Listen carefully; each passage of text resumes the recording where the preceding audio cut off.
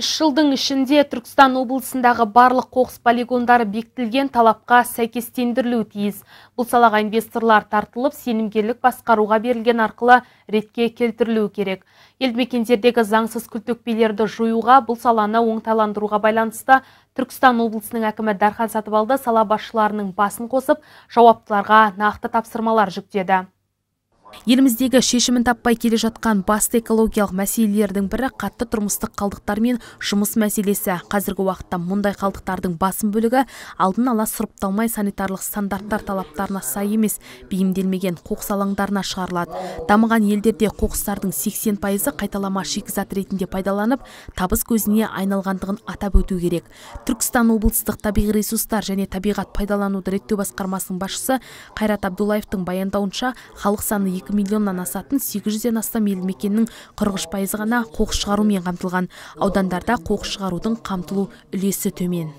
Бүгін облыс әкім жалпы облыс деңгейіндегі бекітілген іс-шараға сәйкес және президент тапсырмасын талқылау барысында алдымызға бірнеше жоспарлар қойды. Ол бірінші жоспар, яғни мынау үлкен ірі полигондардың бәрін жалпы қаржыны үнемдеу мақсатында, оңтайландыру мақсатында жалпы әр өңір өзінің жаңағы әр ауданда кемінде 15-20 полигон бар.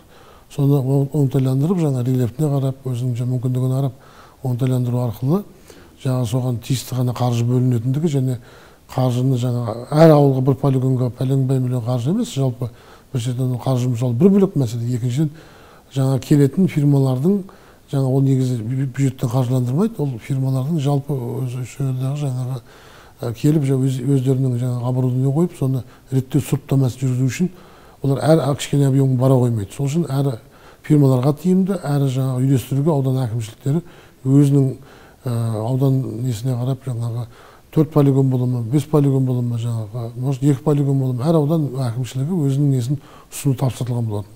Осыған нақты бүгін облыс әкімі тапсырма берді, жалпы оңтайланғанды қолдады. Жалпы осы оңтайландыру арқылы жаңа полигондардың ремонттау, құрылыс салу және кәсіпкерлердің келуіне жол ашылады. Облыста қоқыс шығарумен 58 мекеме 247 дана техника қызмет көрсетеді. Аудан қала аумағында 151 қатты тұрмыстық полигон орны белгіленген. Оның 32 аудандық тұрғын үй коммуналдық шаруашылық, 76 ауыл әкімдерінің және 43-і сенімгерлік басқаруға берілген. Жалпы 151 қатты тұрмыстық қалдықтар полигон орындары белгіленсе, оның 107-сі санитарлық экологиялық нормаға сәйкес келмейді. Аталған отырыста облыс әкімі сенбіліктерді жиі өткізіп, ағаштарды көптеп отырғызуды тапсырды. Қазір көктемге батыр ағаш отырғызғанды естіп отқан жоқ. Ешкім жасап отқан. Субботниктерін дым жоқ. Бір келісті ғана көрдім, ана жол субботник бастаған. Қар жауып кеткен. Картасын беріңіздерші, ар ауданға барғанда мен бірінші кезекте аралаған кезде қазір келесі Шардара энергия барамын ғой. Сол егілген ағаштарды қарап шығайын өзім. Бір аудан әкімі біреу бір не қылмайды. Не ана Төле би, таулы аймақтарда қазығұртта неде жоқ. Не анау Түлкібаста бір питомник жасап, бір культураны не қылсаңыздар, енгізсеңіздер мына біздің халыққа. Кейбір аудандарда білем, кішкене қиындау болады, бірақ оларда жұмыс істеу керек. Бірақ енді мына таулы аймақтарда не қарамайды.